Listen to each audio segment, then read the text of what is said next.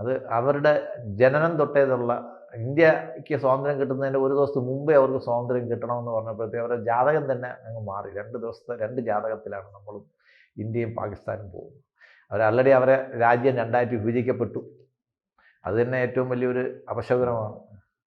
അത് കഴിഞ്ഞിട്ട് ഇപ്പോൾ വരുന്നത് ഈ 2010 തൊട്ട് നമ്മൾ ഒരുപാട് മുല്ലപ്പൂ വിപ്ലവങ്ങളും ഒക്കെ കാണും, ജനകീയ പ്രക്ഷോഭങ്ങളും ഒക്കെ നമ്മൾ കണ്ടുവരികയാണ്. അപ്പോൾ ഇന്ത്യയിലെ ഒരു ഇതേ ഒരു ജെൻസി വിപ്ലവത്തിനുള്ള വിത്തുകളൊക്കെ പലരും വിതച്ച് നോക്കിയിട്ട് ഇത് ശരിയായിട്ടില്ല. അങ്ങനെയാണത് ആ ചുഴലിക്കാറ്റ് നേരെ പാകിസ്ഥാൻ്റെ ഇന്ത്യയുടെ അതിർത്തിയിലോട്ട് പോകുന്നത്. അതായത് പാക് ഒക്കുപ്പൈഡ് കാശ്മീരിലുള്ളവരാണ് ഈ വിപ്ലവത്തിൻ്റെ പുറകെ ഉള്ളത്.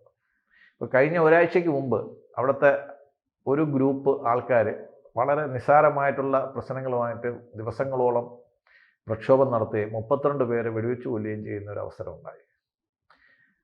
എന്നിട്ട് അവർ ഈ മരിച്ചവരെ ചേർത്തിട്ട് തന്നെ അവർ ഗവൺമെൻറ്റുമായിട്ടൊരു ധാരണയിലെത്തുകയും ഒരു കരാർ ഒപ്പിടുകയും അവർ ചോദിച്ചത് നമ്മൾ വളരെ അടിസ്ഥാനപരമായിട്ടുള്ള ബേസിക് റിക്വയർമെൻ്റ് ആണ് ചോദിച്ചത്. കൂടുതൽ വാർത്തകളും വിശേഷങ്ങളും നിങ്ങളിലേക്ക് എത്താൻ ABC മലയാളം സബ്സ്ക്രൈബ് ചെയ്യുക, ബെൽ ബട്ടണും അമർത്തുക.